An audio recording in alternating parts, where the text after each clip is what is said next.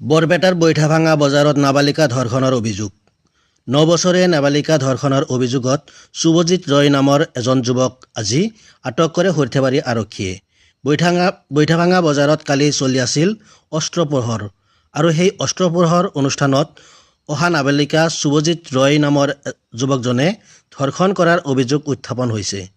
ঘটনাক কেন্দ্ৰ কৰি তীব্ৰ চাঞ্চল্যৰ সৃষ্টি হৈছে অঞ্চলটোত। নাবালিকাগৰাকীক বৰপেটা ফখৰুদ্দিন আলী আহমেদ চিকিৎসা মহাবিদ্যালয়ত ভৰ্তি কৰোৱা হৈছে।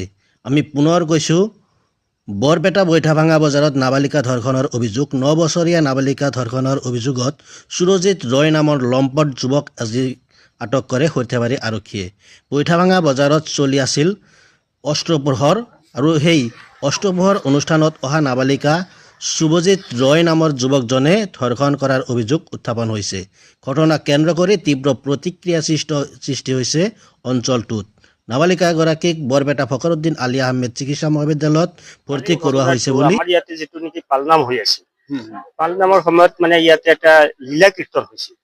মানে সেই অন্ধমণি সিন্ধুমণিৰ এইটো এতিয়া ৰাজা দশৰথ ৰাজাৰ যিটো নেকি সেই অন্ধমণিৰ ল'ৰাটোৰ বিদ্ধ কৰি মানে মাৰিছিল। সেই সময়ত মানে আমাৰ ইয়াতে যি আছিল ভক্তবৃন্দ সকলে মানে বাহিৰৰ পৰা চব আমাৰ ইয়াত ৰভাতলিতে আছিল সকলোখিনি। বাহিৰত কি হৈছিল সেইখিনি ভালকে কোনেও গম পোৱা নাই। তাৰপিছত সেই অৱস্থাত ইয়াৰ পৰা মানে ৰভাতলিৰ পৰা দশৰথ ৰাজাই যেতিয়া নেকি এইটো ইয়াৰ পৰা তালৈকে যাই আছে, তেতিয়া সেই আমাৰ যিটো এই ঘৰটো, সেই ঘৰৰ সন্মুখত ছোৱালী এজনী দেখা পালো। মই ইয়াতে থিয় হৈ আছো। মই কলো বোলে এই আমাৰ যিটো ইয়াতে লীলা কীৰ্তন হল, সেইটোত কিবা ভাৱত মানে কোনোবা চেঞ্চলেছ হৈছে নেকি, সেইটো মানে মোৰ নিজৰ ভাৱ। সেই ভাবি মই অলপ আগুৱাই দিলো। আগুৱাই যোৱাৰ পিছত ছোৱালীজনী কোলত লৈ সেইটো ঘৰত গৈছে। ঘৰত গৈছে, যোৱাৰ পিছত ছোৱালীজনী মাকৰ ইয়াতে কিবা অলপ তেজ লাগাহান দেখা পালা কিজনী। তেতিয়া মানে পিছত ময়ো কলো বোলো হয়তো তেজ লাগি আছে আৰু ছোৱালীজনী এজন ওজাই ঝৰা পকা কৰি আছে, তেওঁৰ নাম লাগে ঝৰা পকা কৰাতে। পিছত ছোৱালীজনী মাকে কলা নামটো, তাৰ ঝৰা পকা কৰাৰ পিছত এই তেজ লগাৰ পিছত তেতিয়া মোৰো ভাৱ হয় বোলে এইটো কিবা ছোৱালীজনী দুষ্ট চকুৰে পাইছিল নেকি, সেইখিনিয়ে জানো আৰু কি মোৰ ফালৰ পৰা। ছোৱালীটো কিমান বয়সৰ অনুমান? ৮-৯ বছৰ হ'ব।